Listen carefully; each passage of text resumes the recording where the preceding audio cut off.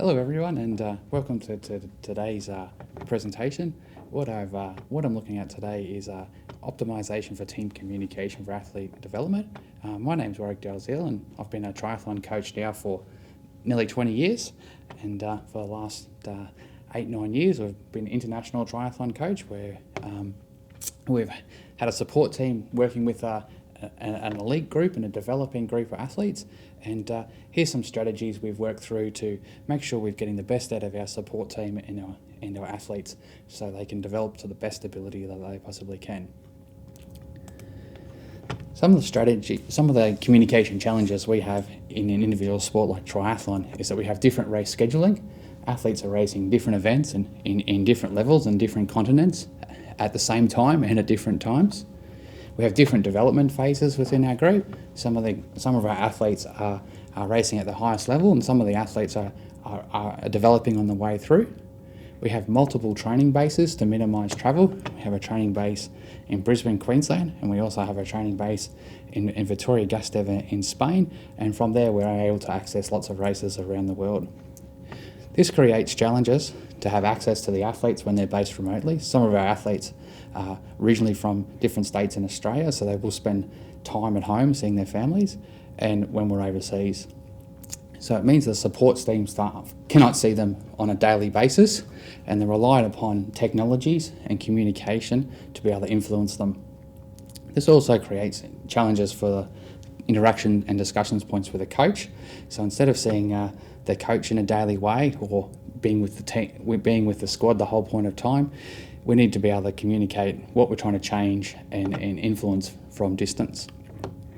Okay, so to make this work, what we're going to just roll through is some of the things we've tried to implement in our planning to help with the communication, so everyone knows what everyone's doing at any given point in time. So I'm just going to run through what we've looked at of stages of planning in an individual sport.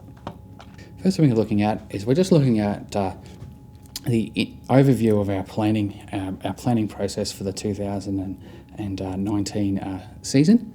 And what we intend to do is we tend to try and look at the year into an overview of squad movements for the total year, what the domestic season looks like January to May, and what the European season looks like, and then the back end season. So to start with our planning for the total year there's a list of all the camps. We have a list of all the races, when people are being away, when the selection windows open, when they close, when we're leaving for Europe, when we're resting, and that lets the athletes plan their total year of when they're going to be in what area, and also enables the sports staff to know when they're going to have contact with the athletes in Brisbane or where they're going to be travelling in a way. Now, after we've done the overview of movements with the domestic win, we plan what local races and what races exist. In our squad, our athletes can choose what races they're going to do, and then we'll work back and make sure that they're appropriate before we sign them off. And every athlete will have an individual list, which we'll get in there soon.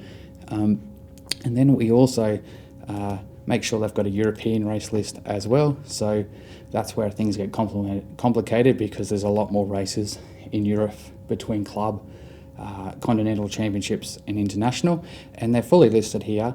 And the athletes again will choose, and they would break that into a program. Okay. The back end's the last part of the year. Sometimes some of the athletes do get a September to December race window. Sometimes they're too fatigued, so we try not to plan that till after World Championships.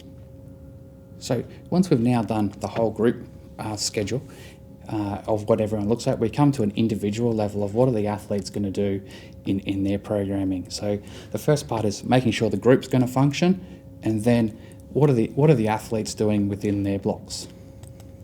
So this is an individual athlete plan in 2008 from January to May. Has a list of the races that they are targeting and leading into the Commonwealth Games. It has a list of the weeks from when we were starting to really measure training back in. It has what phases of work they're in, their competitive targets, and obviously their key race.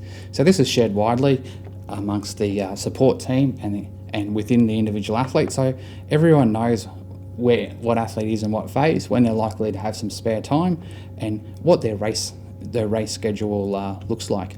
And every athlete would have that for the year, so we know what everyone's doing when and where.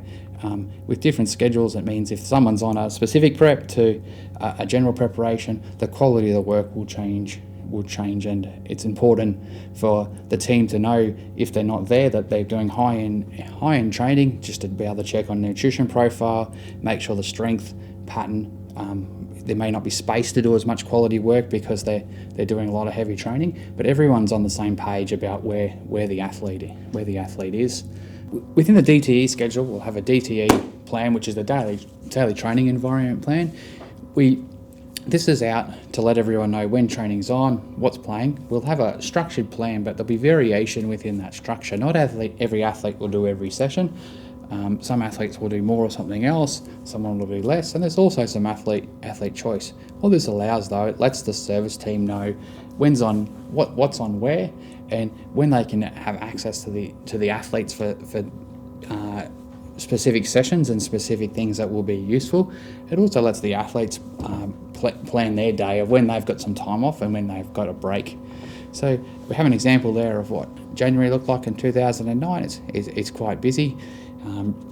The sessions are coloured coded, and it lets everyone know what everything is going on at the one time.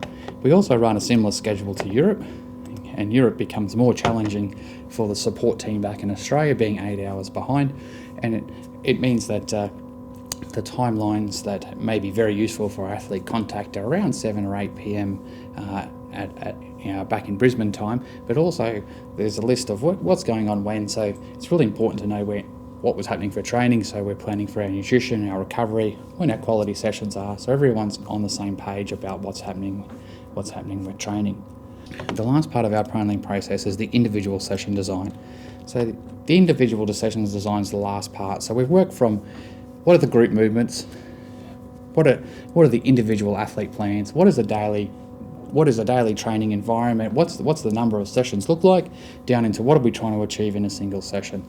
And this is one of the things that coaches often start with first, but I always see that as the single sessions about creating trends, development trends over time. So in our single session design, we want to work out really what we want to achieve, how we're going to go about achieving that, how we're going to measure that, and then have an ability to reflect on it. So all again, this is communicated to the team. So if we're in a team and we're working on mechanics, for instance, and we're trying to bring about a change in run technique, in our arm position, it's really important that the team knows that's what we're working on. So the strength and conditioning coach may have exercises in the gym designed to connect the arms to the body.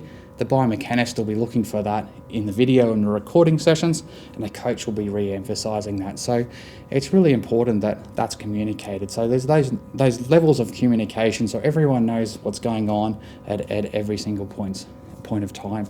And to really get the most out of your team and the most developing athletes, it's really important that communication's all on the one page. Should also add, the physio will also be involved in changing that movement pattern as well. Okay. So what else do we do that's really important in the communication? It's the review of planning versus the actual work completed.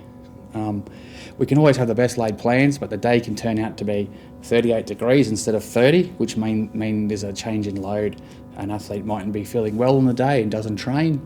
There's always something to look at against that planning versus actual work. And it's really important for the support staff that aren't at the session to know if something got changed so they can make any adjustments required down the track. So we use a number of load monitoring systems. We look at their internal load, which is their set duration times their intensity, and they'll give us an idea of how the athletes are feeling on any given day. And the external load, which might be how much they rode at what wattage, how far do they run at what speed, and then everyone will know what's happening. Again, really important for remotely, because not having eyes on means that you've got to have really good data systems to be able to make judgments about how the athletes are tracking. We look at the skill acquisitions. Now it's really important, and with this day and age, it's easy to load up a quick video somewhere to take a film of the athlete. When we're remotely, it's easy just to send that through any messenger technique. All our phones now have the capability of doing that, and it's easier to send that back to the physio. It's easier to send that back to the S&C coach or the biomechanist to make adjustments. So it's a common tool we do all the time to make sure we're trying to get that change. And that day and age with the athletes, again, if it's on film, a lot of the athletes are very visually dominant in the way they learn today. So we consistently do that in training all the time to look at skill acquisitions. And the last sort of part is performance reviews. We want to look at racing because at the end of the day, it's about how we're improving that racing, and racing is very multifactorial. So we want to look at, from the athlete side, we might look at intent versus execution. From a physiological side, we might look at what was the power output in the bike. Was it really hard? Did they run well off that, or did they struggle after a hard bike? We've got to be able to review what actually happened then to make change. Testing, if we're testing, we'll all know where the athlete is, and that might be psychologically testing, it might be physiological testing. That data becomes really useful for planning for that future part of what do we do then into the single session design, and the use of test sets. If we're using these all the time, especially on the road where we mightn't have as much access to lab-based testing, it gives us a good feel of where the athlete is at and what we need to adjust in training. So all of this background really produces data that can help us make better decisions. The better the quality of data, the better the decisions. And again, because it's through a multifactorial team, everyone's going to want slightly different data to be able to make decisions. But if we don't have those and they're not able to see the athlete in a daily way, we can't bring about a change, or the change is not going to be optimal because everyone's not seeing the areas they want to change. Well, so what are some of the communication strategies we use within team? One of the first things is there's clear planning objectives and evaluations of performance. If we don't know where we're going or what we're trying to change, or we're trying to change too many things, we're not going to be able to do that at once. It's got to be clear, and realistically as simple as it possibly can, so we're all on the same page about what are we trying to change. The evaluation of whether they're going to change becomes important because we still mightn't be successful in that change, and we just may need to go a different way around a change rather than changing what that objective is. We need to change our messaging or our process to bring about that change. We usually use team meetings and action points of note. With that, we run a standing agenda in our team meetings where we work through it. Every person has an ability to have a say or influence. So standing team member agenda there's a review of previous minutes, okay, list of attendance. Then we look at the training environment, schedule, and the load monitoring for the athletes. We'll look at health and well-being. Then we look at the schedule, and then in our athlete plans we look at the progress towards the key data. There's an opportunity for everyone to speak forward if we're missing something. And then there's general, and then in the below we'll have any other meeting dates that might be on the side that will come back to the time of the group, any planned group activities, any planned testing, and we just want to make sure that we're running that at all points of time, and the information is circulated within the team so everyone is engaged and knows what is going on. Once we have the team meetings, there's the team communication systems we use a group chat around where there's any updates and changes to the program, so it's instantaneous. The athletes certainly in this day and age don't have any problems being on their phone and receiving information on their phone, but it also, if there's changes with weather or changes to session, everyone's engaged in that on the process. We find that instantaneous communication often becomes better than email because the people are getting that information straight away.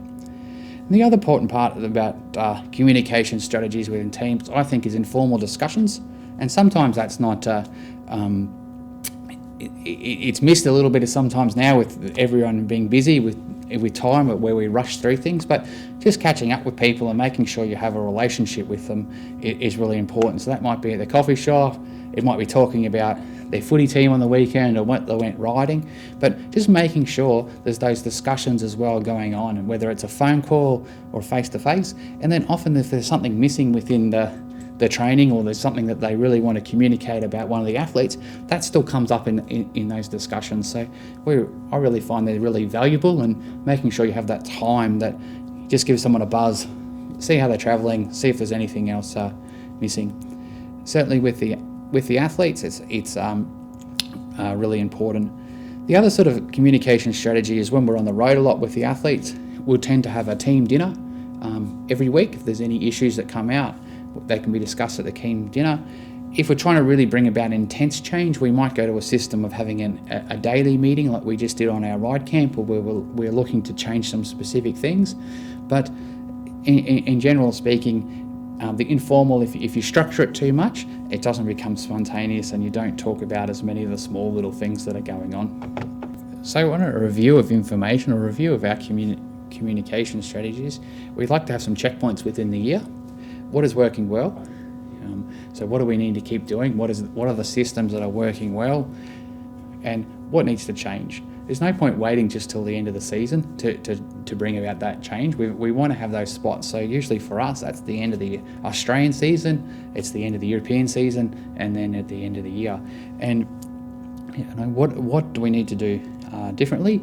Certainly the COVID crisis that we've just all been through has given us some different checkpoints to work on. It's certainly changed some communication strategies online.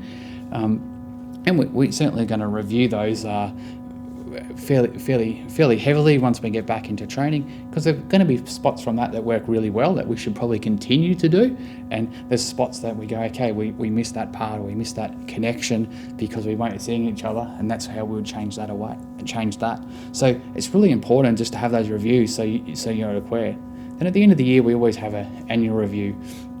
And this goes both ways. This is with the athletes and with the coaching staff, the support staff. What really worked well? What needs to change? Does our focus need to change? And what parts are missing? And it's really important that everyone has a say in that, because everyone's going to have a slightly different take on what we need to improve on. But by doing that, we can bring that up. So from there, that's my presentation, guys. Is that realistically, there's always lots of challenges when we're travelling and moving, and if we're not communicating and we're not all on the same page with our planning, then our ability to influence and our ability to communicate becomes diminished.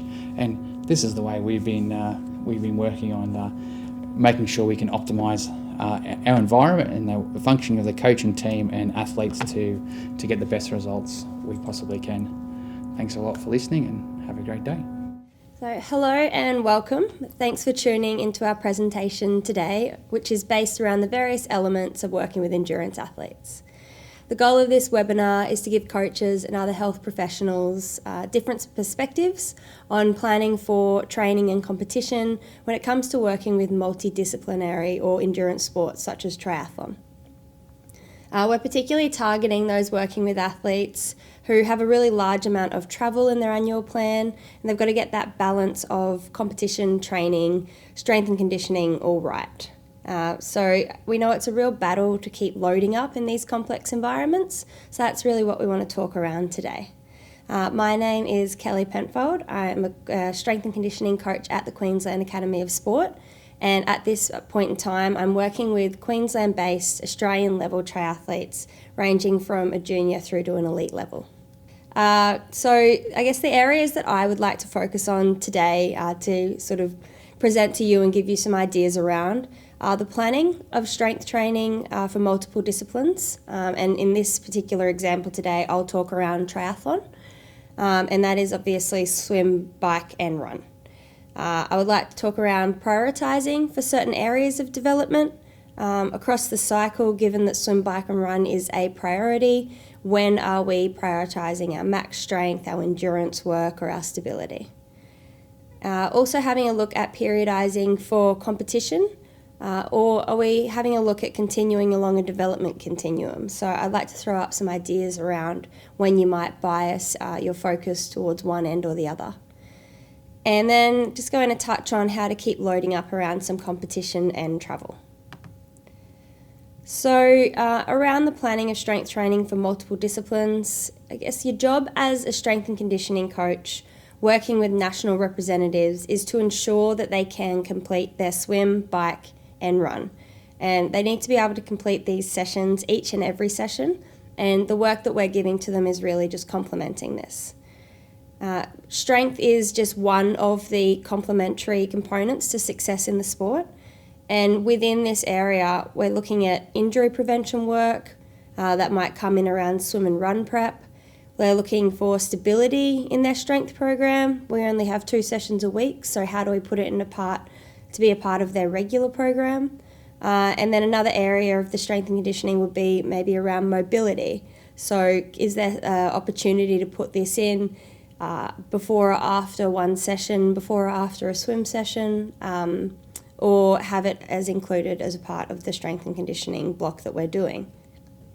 So considering this, they also have so many other important features in their week that they need to be able to fit in. So along with my 2 strength and conditioning sessions that I currently complete with my athletes, they've also got their physio, their nutrition, psychology, and coach meetings, and just life to fit into the mix. So it's really important to have a look at their schedule and how can we use our strength and conditioning to really complement what they're doing alongside all of these other demands that they have. They have approximately a 15 to 25 hour work week when it comes to training. So that is, all their training, and then they have to fit in across the week all of those extra elements. So when it comes to planning, the challenges that we face, as I mentioned, there's 15 to 25 hours of training every week. So this could be spread across 2 to 3 sessions per day. Their strength is important to help them handle their loads. And we know this from literature that an increase in strength training and capability means that athletes are in fact able to handle more intense loads thrown at them in their sport-specific sport. However, often when you come through to pick up these athletes, they're actually already doing the loads that you're trying to prepare them for. So we can't sort of strip back their sport-specific training and add more of their weights training in a hope that this will help them better absorb it, because that often just doesn't work in terms of decreasing their loading. So one of the challenges in that area is really building it across a long period, and bit by bit they'll just keep on adjusting to the amount that you give them, and then that means they should be able to up the ante when it comes to their sport-specific training. We don't really have an opportunity to strip it all down and rebuild, usually in real sports life, whilst that might be an ideal scenario. Another challenge that we face is that these athletes may be elite athletes in their sport. So whether it's decathlon, triathlon, endurance running, they are elite and competitively elite in these sports. However, we need to make sure that when we get them into the gym, that we address them as the level of athlete that they are. So they may only be a development athlete in the gym, and we need to look at them specifically in that realm and not try to progress them further past that just because they are competing on such a big stage. Now I'd like to sort of start talking about the opportunities that we have. We've just spoken about our challenges, so what are our opportunities within those challenges? The first opportunity that I take when it comes to programming is, can we have a look at all of their training sessions that they do across the week and figure out how we fit those small elements of strength training in across their swim, bike, run. As I mentioned before, they have 2 to 3 to maybe 4 sessions a day that we can add some complementary work in that won't fatigue them, but it also means we're not trying to add that in only twice a week in their gym sessions. So I guess for me, my option A is, can we look at some activation work pre-swim, bike or run? So using the swim as an example, we might look at activating through the shoulders, working on their range of motion there, working on their stability before they get into the water, exercises that won't fatigue them and take them away from the focus of their training, which is working hard in the pool most of the time, but something that will really complement and get them ready and fired up when they go to execute those movements. We might work on thoracic rotation or extension, work on some trunk strength, all these little factors that will actually contribute to their swimming performance and get them ready to go. On the other hand, we may want to have a look at utilising the fact that they are only going to be using their upper body as their main sort of muscle movement. So do we want to contradict what they're doing in the water and using mostly their upper body and throw in some lower body work pre-swim? We know that if we give them some decent work at that point in time, they're not going to be immediately affected or feeling like it's taking away from their performance in the pool. And we might throw in some extra lower body plyometrics, some stability work, things that we can do on the pool deck. So it's not going to be our pure strength work with load, but it's all worthwhile extra work that they're going to do. As I mentioned before, strength training is not just lifting weights, it is mobility, it is our stability work, it is injury prevention. Where else can we put these in across the week? Not trying to squeeze them into our 1 hour that we have. So if it was a bike or run session, then I might put some upper body work at the start of that session.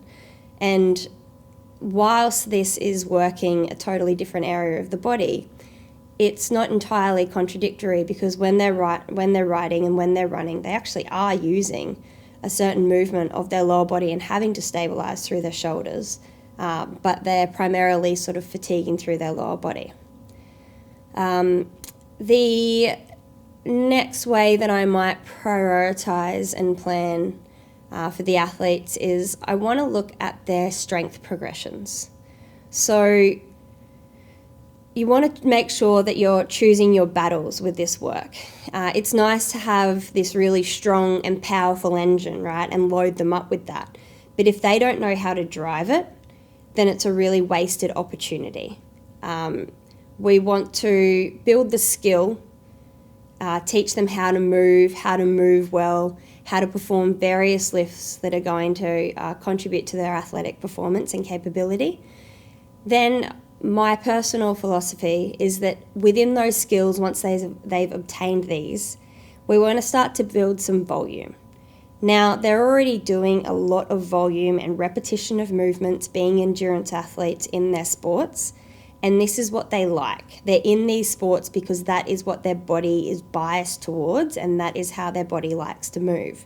So working with them, with their body, with what they like doing and what works well for them is sort of that first step to building repetitions and building movement literacy and getting them to really ingrain what you're trying to teach them with the skills in their gym work. At that point, when I feel like they're really getting through a lot of repetitions, every rep looks really good, that's when I have the confidence to start loading them and start to build the load and the intensity and drop the reps down. We want to make sure, however, we're not trying to avoid lifting heavy in endurance sport. That would be the number one thing that I could reiterate. But we're just talking about how do we take an athlete who does like to do things slow, moderate movements, sub-max work for long periods, and get them just a little more familiar with those higher, harder work rates, higher intensities. We want to drip feed it through to them. And in terms of prioritising and planning for where this all fits with their main strength program, so we've spoken about their stability and their mobility and where we can put that in around the swim and the bike and the run training. In terms of actually planning for the gym days, the way that I like to work it is I'm using their weekly plan to find the best times to focus on upper versus lower body work. So at times it's appropriate to give them a whole body exercise program. At times it's really appropriate to just get them to focus on 1 or 2 movements. But if I'm really going through trying to keep their volume and their load up in the gym, I want to utilize the fact that they probably will have a gym session when they've got a running session in the afternoon. So as an example of one of my days, the athletes will come in, they'll swim first, they'll do their gym work, and then they'll run in that afternoon. Now, I don't want to ruin them for their running session, but they do need to learn how to feel like they've trained and then run off that training, given that they are triathletes and they do run off the bike. So the way that I might mix that up is I will give them a upper body strength session in the gym if they've got a more lower body strength session in the lower body focus session in the afternoon in their sport specific training, such as a ride or a run. On the flip side, if they've got a run in the morning and then their swim in the afternoon on their second day, I'm going to put their lower body work after that run in the morning. They've done their quality work in their legs. We can then actually work some extra strength capacities across the day, knowing that they're going into a swim in the afternoon, which is primarily utilising the upper body. So in terms of their strength training and how to set that out, that might be one of the ways that I feel is really effective for endurance athletes to keep some decent load in them when they're doing all of this other training. So actually prioritising specific things in their gym program. So we have a whole realm of priorities for endurance athletes that we need to work on. We've got a lot of literature and a lot of evidence to suggest that the heavy strength training has a huge impact on running performance for athletes. It has a huge impact with being able to load the lumbar spine and hip bone mineral density and build that up and maintain that for athletes who perform these cyclic activities and are often exposed to stress fractures. And, you know, we're always looking at improving the economy of the athlete as one of our priorities, and we have not seen that strength training has been really integral to help to improve the economy of our athletes and how they move. So for me personally, when I'm writing out my programs, I'm looking at this, and as you can see there, I've got maybe 5 priorities at one time. We're looking at their bone health. How do we have strength work and plyometrics that can contribute to their bone health? We're looking at their calf strength. Okay, we know that building stronger calves means that as they run longer distance, they're less likely to break down. Having a look at their glute work and their posterior chain work, and they spend so much time in this bent over position. How do we make them stronger through that back chain to keep their posture through the back end of the ride and the run? We're having a look at connections. So connections and glute work are sort of something that we can definitely work into those other areas of the week outside and inside of our gym program. And then one of my final priorities, and which is my biggest priority, is performance. We are here for performance. At the end of the day, the coach is here for performance. So yes, it's really important to work on all these smaller areas, but if we can't get our athletes to the start line, then we really haven't done our job. So the importance of the bone loading is just, I cannot emphasize that enough. Resistance training, plyometrics, agility, they all play a part in this. And then just a small sort of extra bit to that isn't always considered is these athletes are people, and they're often young people, and they want to go off and they want to go and play a game of basketball with their friends, or they want to maybe go run some trails on the weekend to mix it up. So I feel it's really important to actually prepare them to be able to complete those tasks, even though they're a little different to their sport, so that they get through them without risking an injury and can return to training the next week and continuing on their normal training route. So as you can see, there's a lot of different priorities for me personally when I'm writing this program to fit into those 2 days and in around swim, bike, run. And that's why it's really useful to have a look at the outlay of the week and see where you can squeeze things in. On the other hand, we've got our coach priorities. So it's a coach-led program. What coach wants, coach gets. They want these athletes to keep their swim, bike and run volume right up, nice and high. They want to be able to perform activities in a long, slow, smooth pattern for a long amount of time. The other side of that is when they're racing, they'd like for them to be able to complete high-intensity efforts. That's short, sharp, hard. So we've got long, slow, smooth into short, sharp, hard. They want their sessions to be completed in the best physical condition. So we talk about delayed onset of muscle soreness.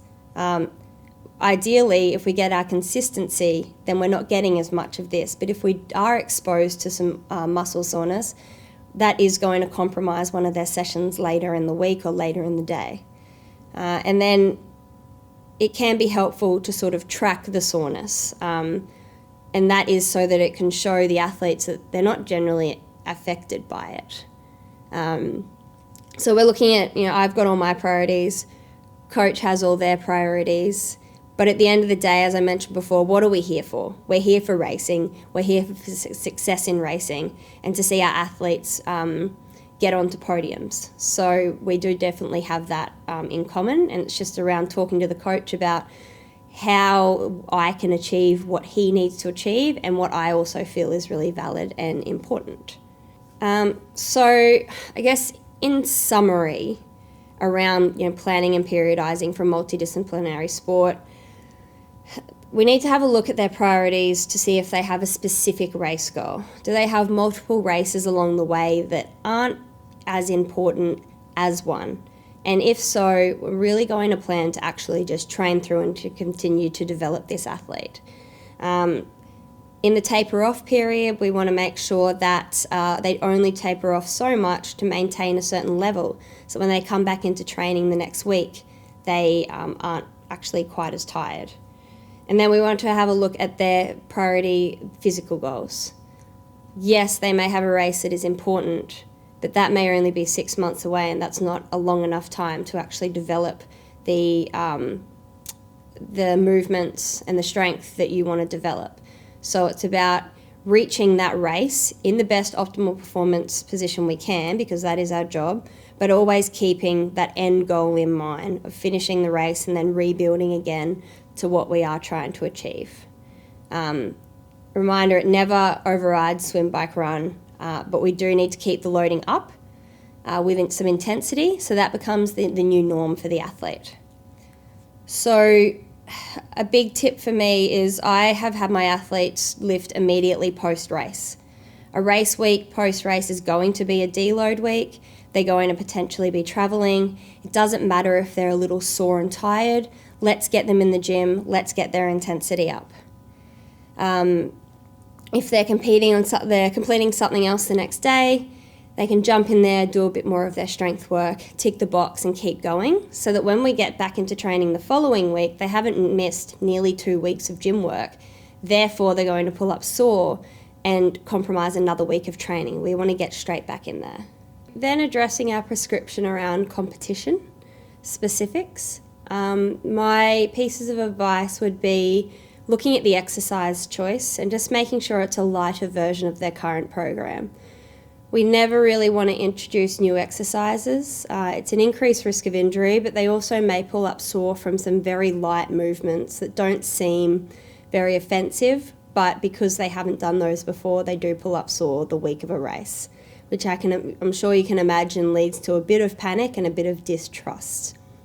I tend to put bodyweight exercises in when they're travelling because they don't have equipment.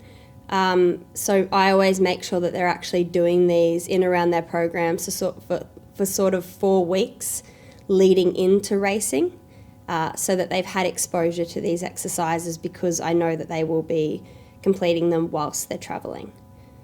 We're always maintaining some intensity leading into their race, so their gym program may only be 3 exercises, but we are keeping a bit of the intensity and the weighting up during that week, because this has been shown to have really positive effects on racing, keeping that load up. Their normal training week, they put out some stellar performances and they're lifting heavy all week. So there's no reason to think we need to strip it back a really long way when it comes to their actual weights they're lifting.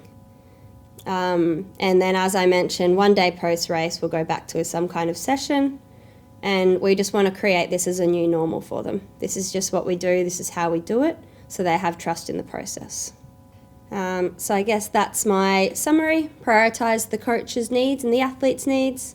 They've got to be able to train, swim, bike, run, but they need to know what fatigue training feels like, and just trying to get that upper and lower body sessions combination.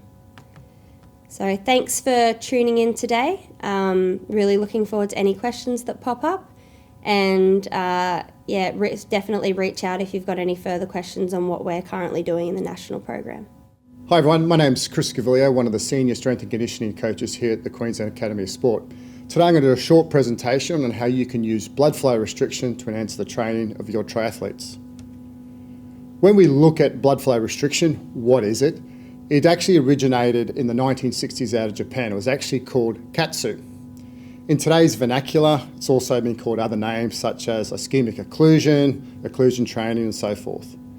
With respect to what is it and what do you do with it, they're essentially like pressure cuffs put around either the arms or the lower body, and you perform exercises with them on. The goal of today's presentation is to briefly highlight what BFR is and how it can be used in select scenarios that has potential benefits to triathletes. With respect to the different uses of BFR, I'm going to use different studies to highlight how it can be effective for your own triathletes. From a simplistic overview, with BFR, what happens is once you restrict the limb, blood is allowed to flow freely into the muscle. This is called arterial blood flow, but you're restricting it coming back out, or in other words, you're restricting the venous return of the blood flow. The restriction of venous return of the blood creates a localized hypoxic environment and a subsequent increase in metabolic stress.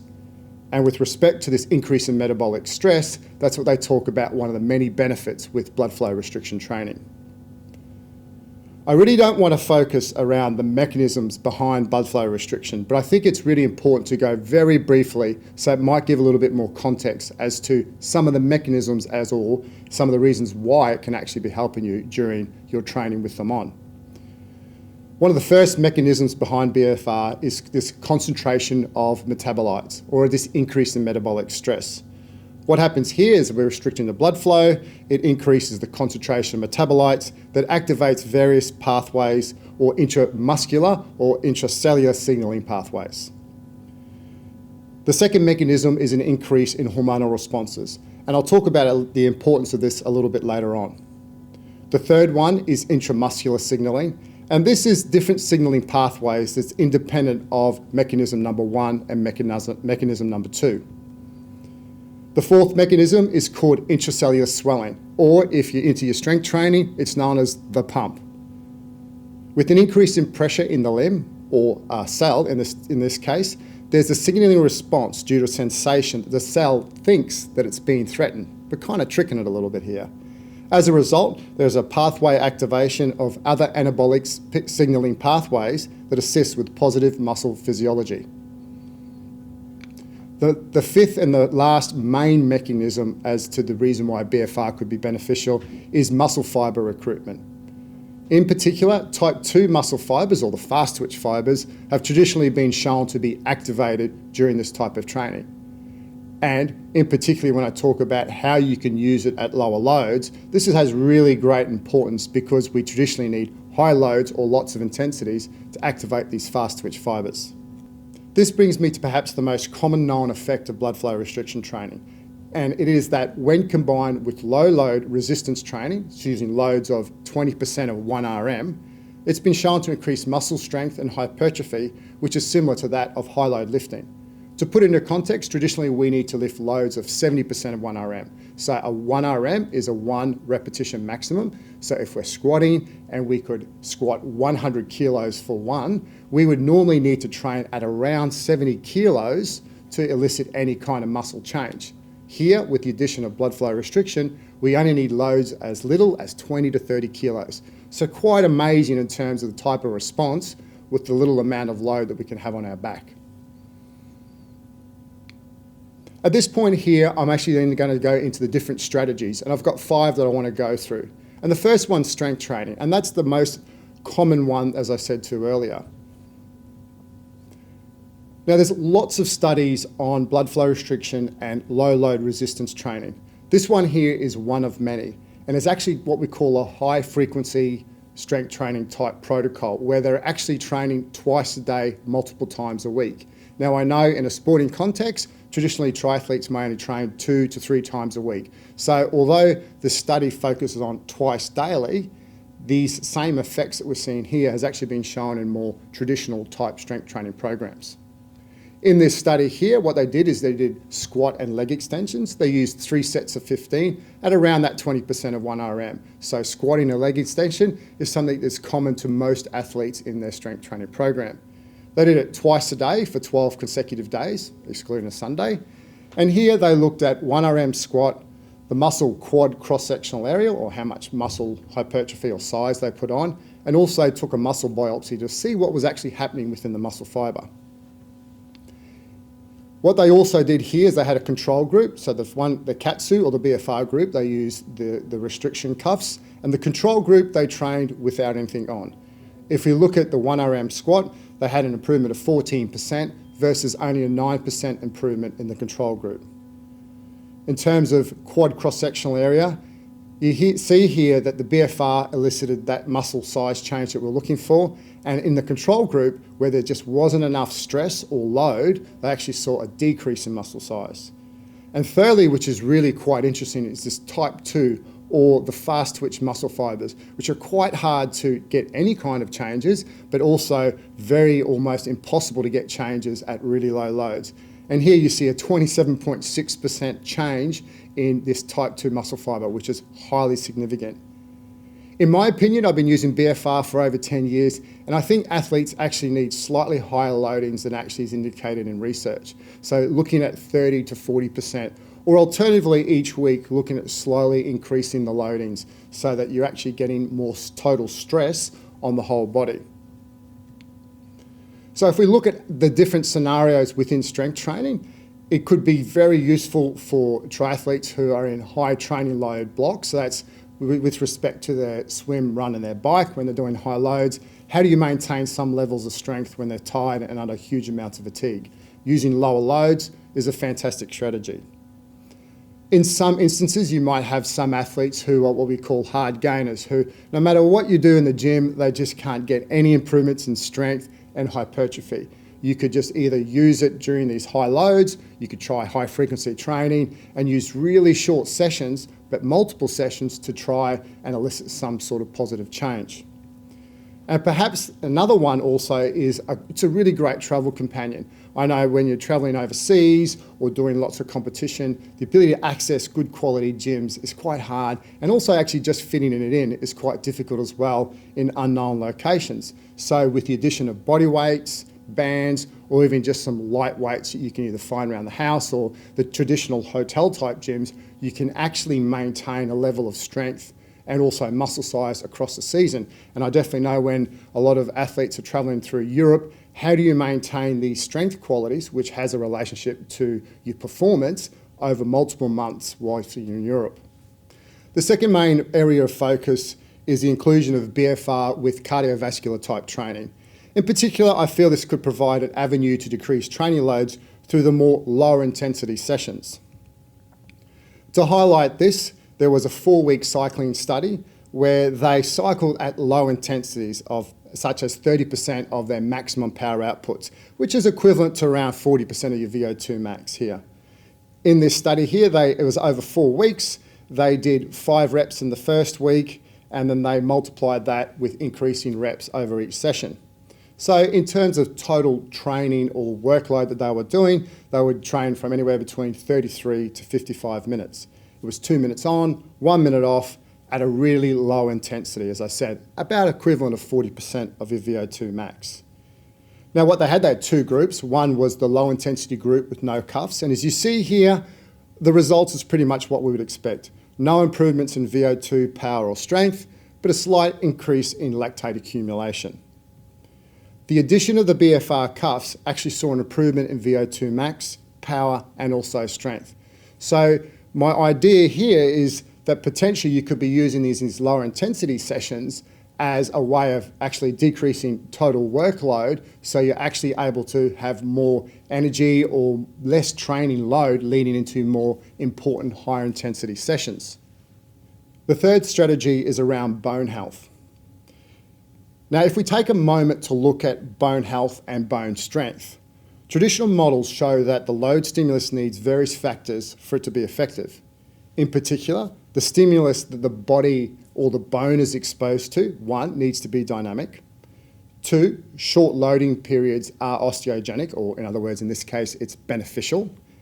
And thirdly, the loads must be higher than what the bone cells are exposed to, and they must be accustomed to from their daily mechanical loading environment. Or in other words, each session you need to add more and more load. Before we get into how BFR might provide assistance here, I think it's really good here to look at injuries in triathlon, and I'm actually going to delve quickly into bone injuries within triathlon. And for me, a few global findings stood out. Firstly, in particular, higher pre-season running loads led to an increase in injury risk. Also, for every hour per week of pre-season running there was around a 12% increase in injury risk during the competitive season. And pre-season injury, if you had one, you're 2.5 times more likely to report a competition season injury. Therefore, understanding how training load can affect injuries is an important consideration. If we look at the different areas within bone injuries in triathlon, the first one is around the knee, and that's patellofemoral stress syndrome, or commonly known as runner's or biker's knee. The tibia, the fibula, and the medial malleolus also appear as common lower limb bone injuries. And with respect to the foot, there's lots of stuff going on there, and I think we're all attest to the amount of injuries or lower limb injuries that occur in triathletes. So, how does BFR potentially could help bone health? And what I'm going to do here, I'm just going to use a couple of different studies to illustrate how potentially BFR could be of benefit. The first one is around walking, and in this study here, it was a 3-week training intervention. It was twice a day for 6 days in the week, and they did 5 2-minute bouts at 50 metres per minute. Now that's pretty slow. From here, they used an increase in pressure from 160 to 230 mils of mercury. What they found here, that through walking, they had an increase in what they call a serum bone specific alkaline phosphatase, or BAP. Now, we don't need to worry about what this specifically is, but all of these are just markers. And in respect to this, it's a proxy marker for bone formation. So it's a positive thing. If we now look at strength training, once again, remembering that high loads are traditionally needed for these type of adaptations. In this study here, they used leg extension and leg press, once again, very common exercises that we would program for athletes and also triathletes. And in here, they used BFR at 20% of 1RM, once again, nice low loadings, for 6 weeks, 3 times a week. So a more traditional type training program. They also compared this with a more traditional high intensity training, 3 sets of 8, nice high loadings. What they found here, these same sort of markers, these proxy markers of bone reformation or resorption actually increase as a result of BFR. So in terms of how you would put this together, I just think the systematic inclusion of BFR into training programs could assist with improving bone health. Once again, this is speculative, but I think for those athletes who are recovering from stress bone injuries, also it could also be used as a continual protective mechanism for at-risk athletes. So you don't really need to be changing much with their training program, but just finding ways of including BFR in their training programs. The fourth strategy is around tendon and joint pain. And globally, the addition of BFR to an exercise program has demonstrated an additional benefit in improvements of pain levels. If we look at injuries in triathlon in particular, the shoulder appears as one main area, the hip, and also the lower limb with patella and Achilles appearing quite prominently with injuries or tendinopathies in triathlon. If we look at the use of BFR with respect to joint and tendon pain, it's been shown to improve pain acutely but also longitudinally. In this study here, it was really simple. Leg extensions or knee extensions at 4 sets at 80% of arterial occlusion. What they found here is that the subjects were able to get that immediate decrease in that anterior knee pain. And this actually lasted for 45 minutes later. If we look at a longitudinal type training program, because although this may help short term, we want to know if we're actually making some sort of changes long term. If we see a program where it was they compared a standard type training program, we see 3 by 7 to 10 at nice high loadings versus that BFR low loading, where they used a lot higher repetitions at 30% of the 1RM.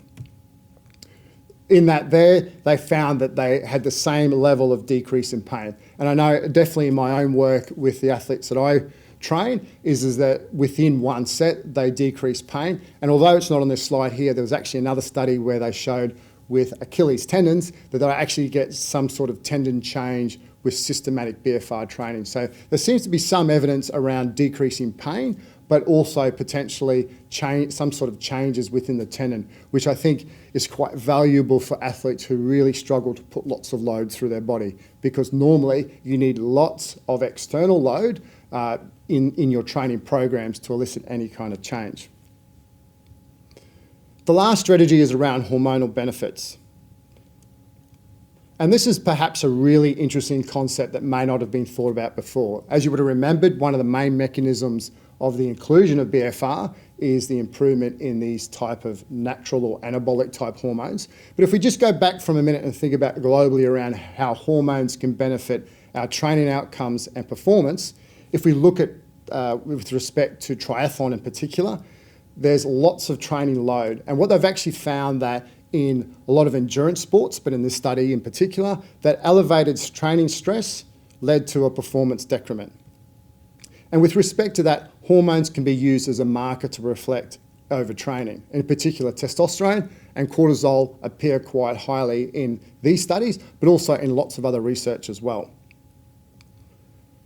Aside from triathlon, as I said earlier, intense endurance training may also be associated with reductions in testosterone concentrations in particular.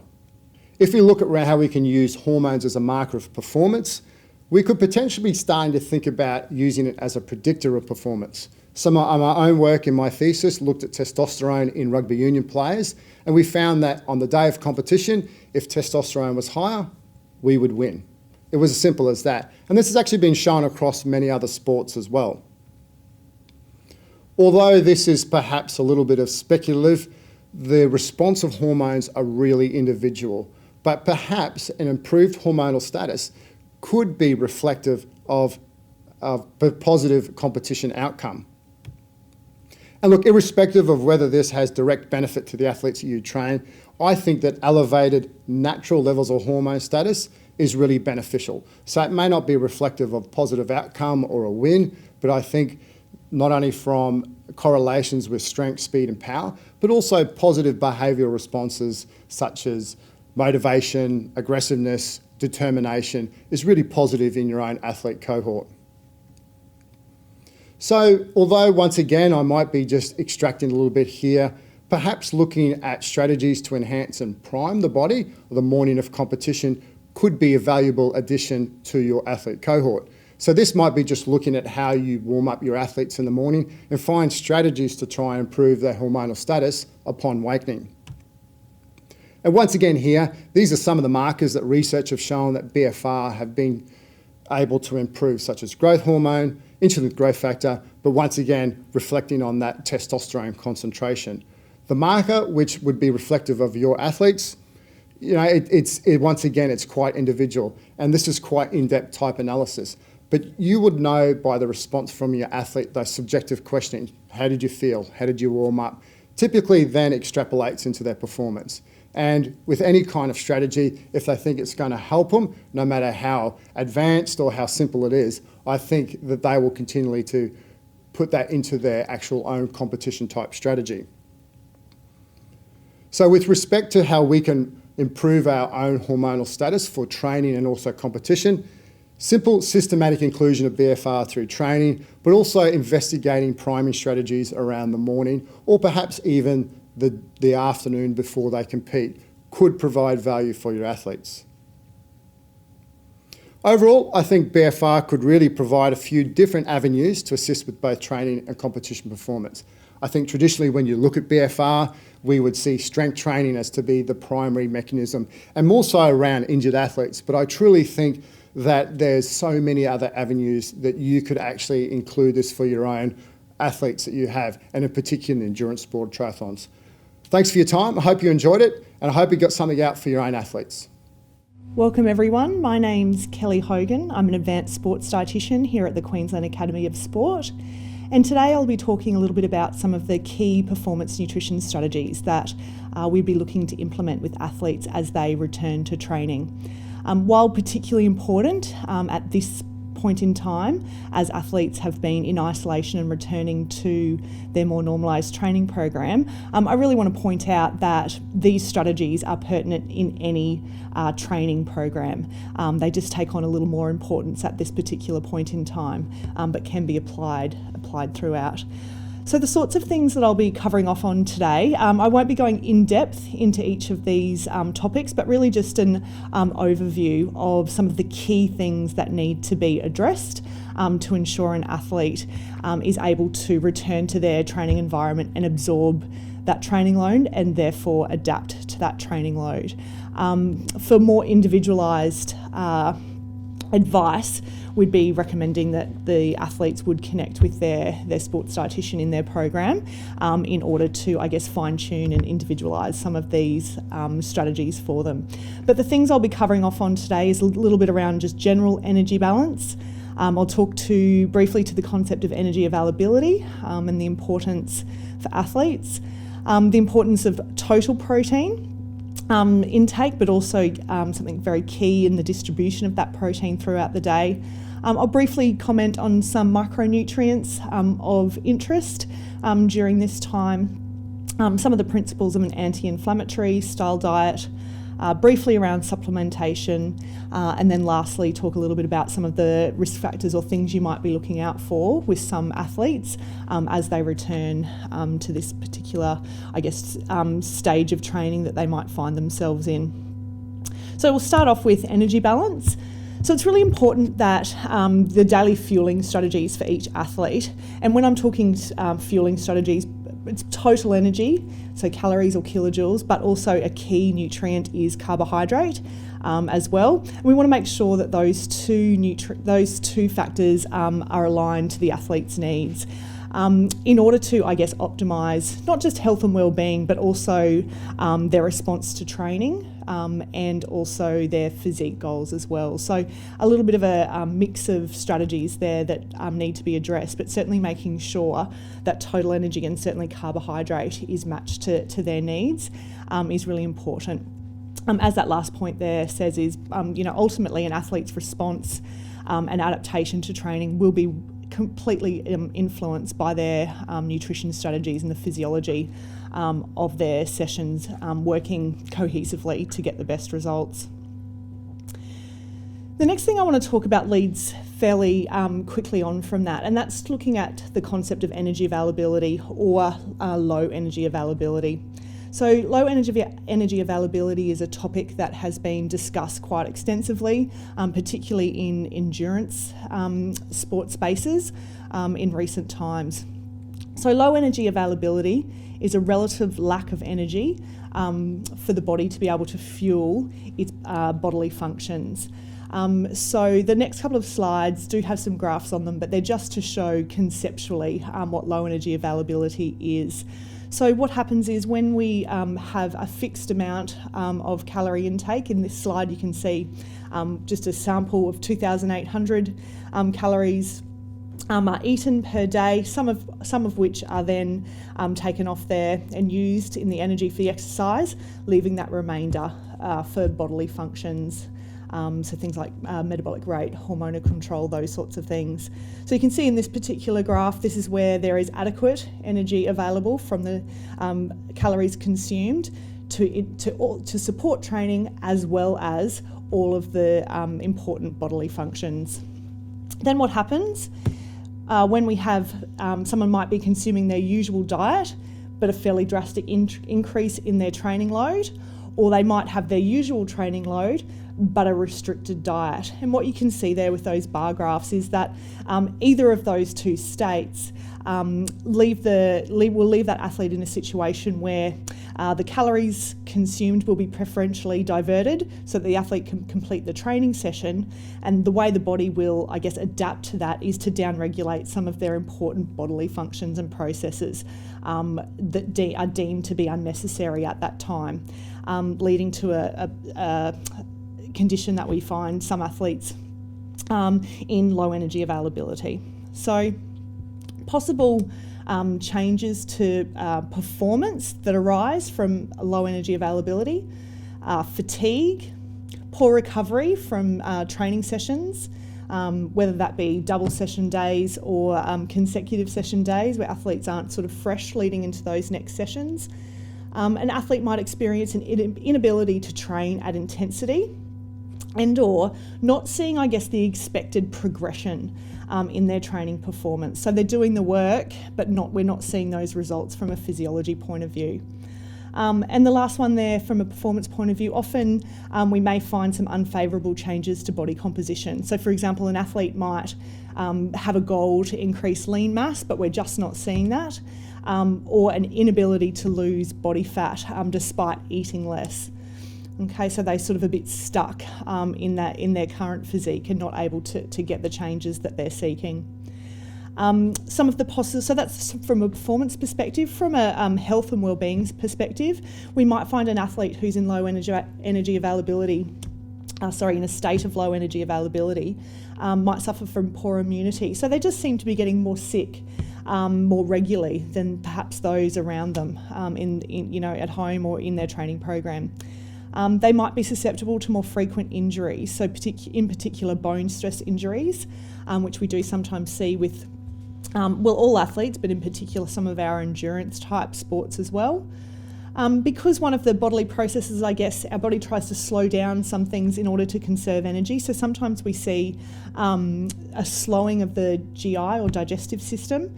So some athletes might start to present with some symptoms of bloating, pain, abnormal or irregular bowel motions as well. In female athletes, we might see, because there is a endocrine response to this, so we might see menstrual disturbance in female athletes. So there'll be a change in the way that their menstrual cycle's working. Either it's irregular, it might be lighter than usual, things like that. We might see an athlete who has an altered, in particular a lowered libido in this state, and also just low mood can be a symptom as well. So they're the sorts of things that we, I guess, are on the lookout if we have an athlete presenting with any of those, I guess, factors. We might want to investigate a little bit further with the sports doctor and also the sports dietitian for the program. So this is probably a good example of one of the strategies that are important, not just in this specifically return to train period, but training in general. And that's looking at optimising pre-training fueling and also post-training recovery. So we know that carbohydrates are the key nutrient prior to key sessions and also during sessions lasting longer than 90 minutes. So carbohydrates will play the preferred fuel source for both muscle and brain, as we all know. So fueling with carbohydrate is especially important for athletes if there's been a break of 2 or 3 plus hours between their last meal or snack containing carbohydrate and their training session. Or, as we see often in endurance sports in particular, if they're training multiple sessions in the day and there's therefore limited recovery and refueling opportunities in between those sessions. So that's where we would really want to hone in on those particular nutrients. We know that post-training protein is really important also for the growth and repair of muscle tissue. We also know that around 20 to 30 grams of high quality protein contains the necessary amino acids that we'd be looking for to optimise that post-training protein resynthesis. Carbohydrates are also an important part of that post-training picture also. And then obviously adequate fluid intake, both within the session and across the day, in order to keep the athlete well hydrated and prevent any performance declines that we might sometimes see if an athlete has fluid losses of greater than that 2%, which is where that detriment to performance usually starts to kick in. Just following on from that last slide, not only is the total protein really quite important across the day, but also the distribution of that protein across the day. So we know that many athletes, their required protein intake is going to fall somewhere between 1.5 and 2 grams of protein per day. And we also know that regular hits of protein distributed throughout the day, at least sort of 4 occasions. Sometimes for larger athletes with bigger needs, it might need to be spread out even over 5 occasions. But what we try and do if we're structuring a meal plan for an athlete, essentially at all main meals, we'll try and put in meals and snacks, we'll try and put in foods that will yield that 20 to 30 grams of protein each time. So by the time an athlete might do that at breakfast, lunch, dinner, and at least one post-training recovery session, you can see fairly quickly and easily we are going to get that optimal protein distribution across the day. Also, it's really worth noting that adequate protein, so in those amounts and the distribution that I've just mentioned, is really going to be quite important where an athlete who may be intentionally manipulating their diet in order to achieve a planned energy deficit on some days, if there is for example, a body composition goal that they might be working towards, still continuing to achieve those adequate daily protein amounts also spread throughout the day is really critical. So we'll often find protein's not necessarily the nutrient that we'll really try and target when we're restructuring someone's diet to be in a energy deficit. Typically that might stay quite similar across the board and would be adjusting other calorie sources, typically from carbohydrate on a low or a no training day, and also looking at sort of obvious fat sources as well in the diet. But yes, protein when you're manipulating energy balance is really critical to help maintain a feeling of fullness and satisfaction, but also getting that protein intake, the total amount correct, and also the distribution will help preserve any lean mass as well, which is something we're really conscious of wanting to keep in play, even if an athlete is trying to manipulate their body weight or body composition. Then we're moving along to micronutrient intakes, and this is a general population, nutrition guide. People have probably seen something similar to this before, the plate model, where it's just trying to visually represent the proportions of an athlete's diet coming from the 5 food groups. So I always like to remind athletes and the people that work with athletes that athletes are people first.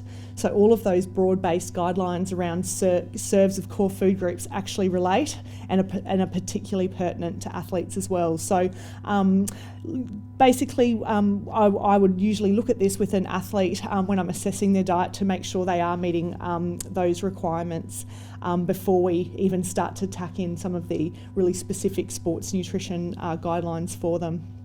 So a mixed and varied whole food or minimally processed, some people might call it, diet that's based predominantly around vegetables, fruits, whole grain, lean meats, things like fish, poultry, and meat alternatives such as legumes, nuts, seeds, eggs, and reduced fat dairy foods. That will be the basis of the athlete's diet always, and needs to be there in order to achieve those smaller micronutrient targets that all individuals and athletes in particular need to adhere to.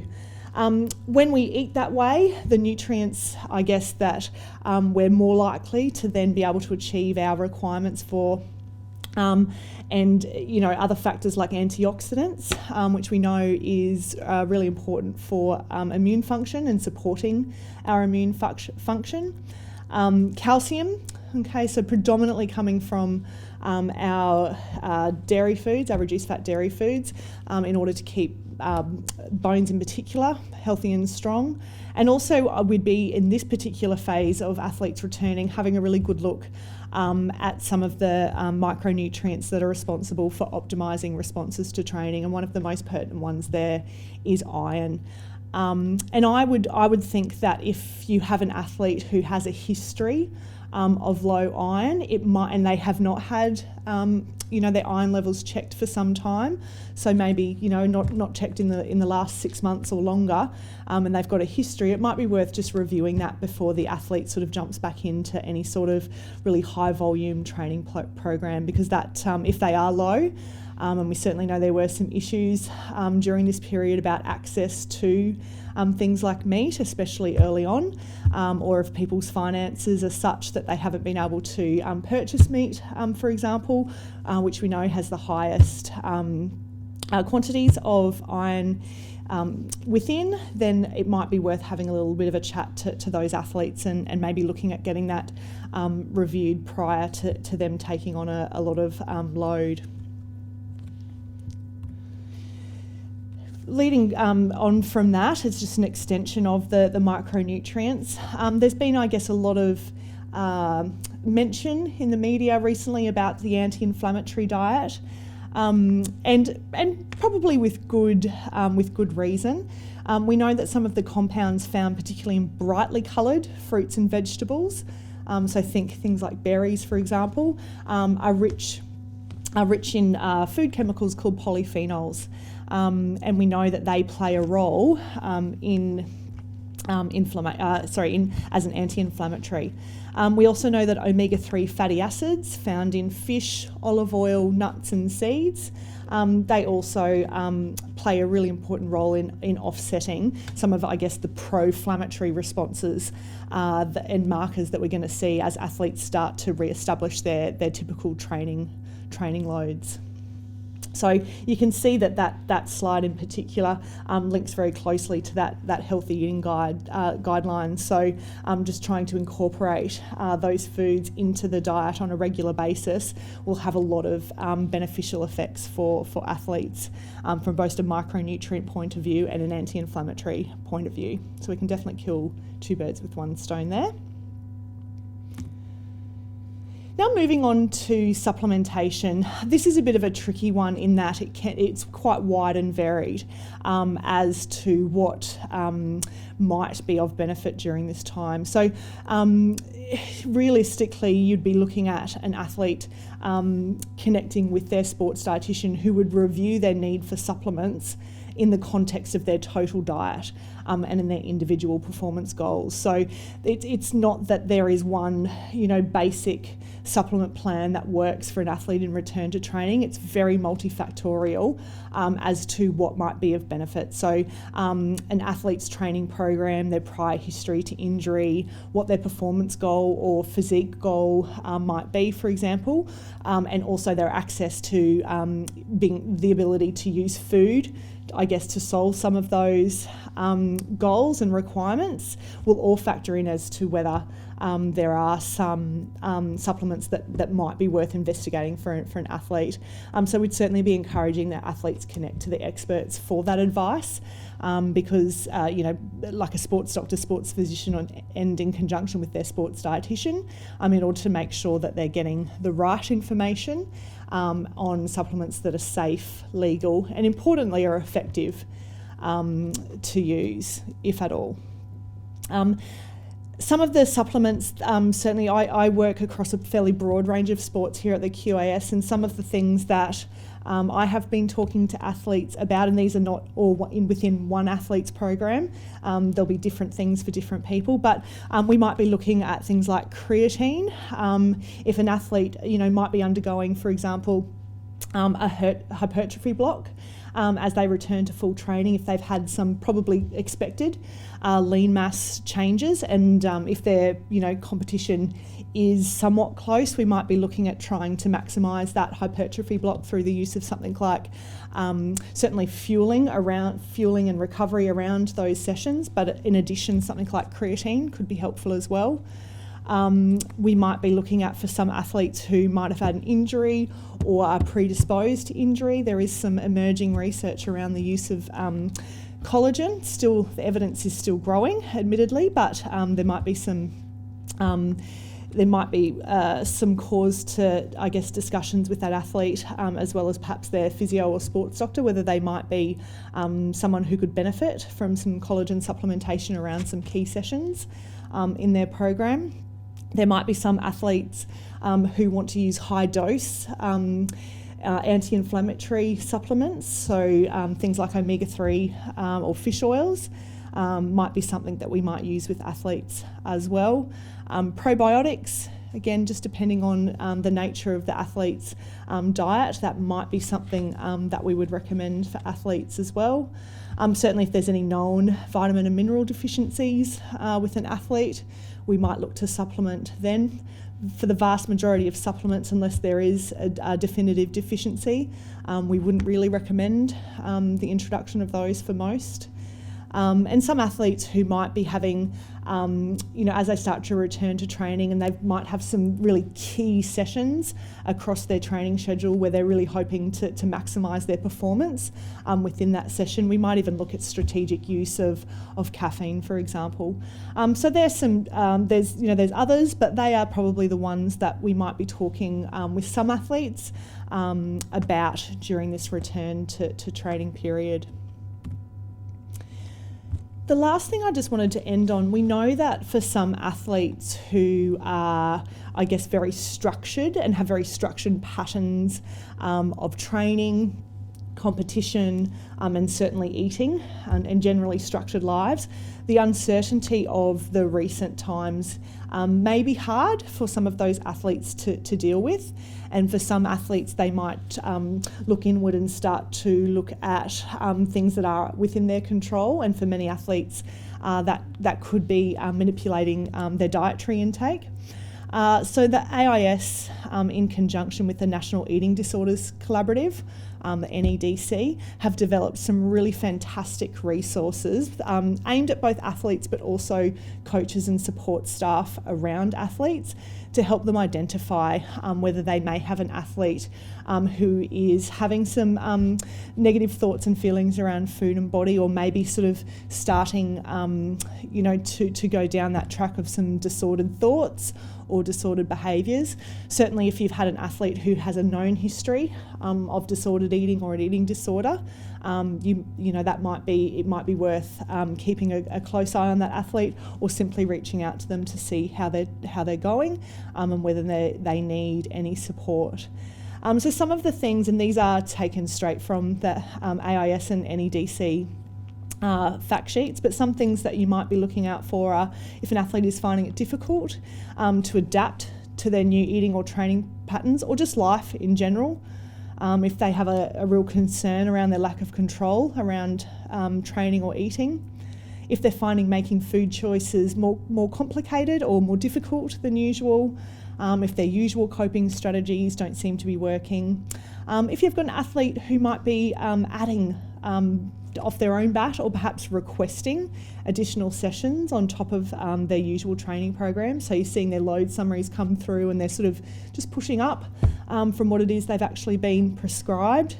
If they're eating a lot more or a lot less than usual, or they're more concerned about their body weight or body shape or composition more than usual. So you might have an athlete who's weighing themselves more frequently or requesting more regular anthropometry measures taken, etc.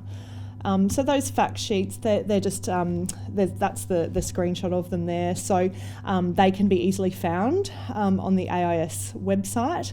In addition, there's a short, when you go into the AIS website, there is a video, a really nice, neat little video aimed at athletes, which sort of goes through that checklist and what they might be thinking or feeling, and what they might need to do, which is to reach out for some support in their network around them. So it could be through the doctor, might be the psychologist, it might be the coach, it might be, anyone in their support team could be on the receiving end of an athlete reaching out, and then it's just referring through the appropriate channels for some support for that athlete. So that's it. That was a fairly brief summary on quite a lot of topics. So I really thank you for your time, and I'll look forward to answering questions at the end of these presentations. Thank you.